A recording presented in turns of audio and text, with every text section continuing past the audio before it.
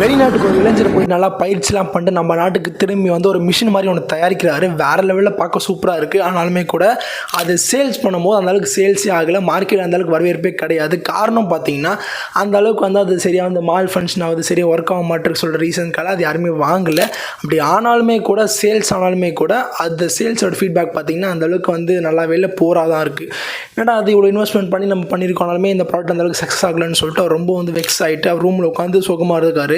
அந்த டைம் கரெக்டாக வந்து அந்த ஆஃபீஸ் பாய் வந்து அந்த ரூமில் என்டர் ஆகும்போது என்ன சார் சோகமாக இருக்கீங்கன்னு சொல்லி கேட்க, அதுக்கு அந்த இளைஞர் என்ன யோசிச்சாருன்னா, நமக்கு அறிவுரை சொல்கிற அளவுக்கு எனக்கு அறிவாக இருக்க போது சொல்லிட்டு ஒரு மாதிரி அண்டர்ஸ்டிமேட் மாதிரி திங்க் பண்ணார். சரி இருந்தாலும் சொல்லுவோம் சொல்லிட்டு என்னென்ன விஷயமோ சொல்லிட்டாரு.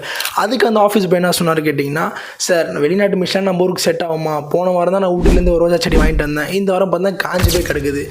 இதை ஒன்று கேட்டு அந்த இளைஞருக்கு ஏதோ ஒன்று ஸ்ட்ரைக் ஆகிட்டு அதுக்கு அடுத்த நாளே அவர் என்ன பண்ணாருன்னா அந்த வாஷிங் மிஷினை மாடிஃபை பண்ணி நம்ம ஊர் டெம்பரேச்சருக்கு ஏற்ற மாதிரி மாற்றினார்.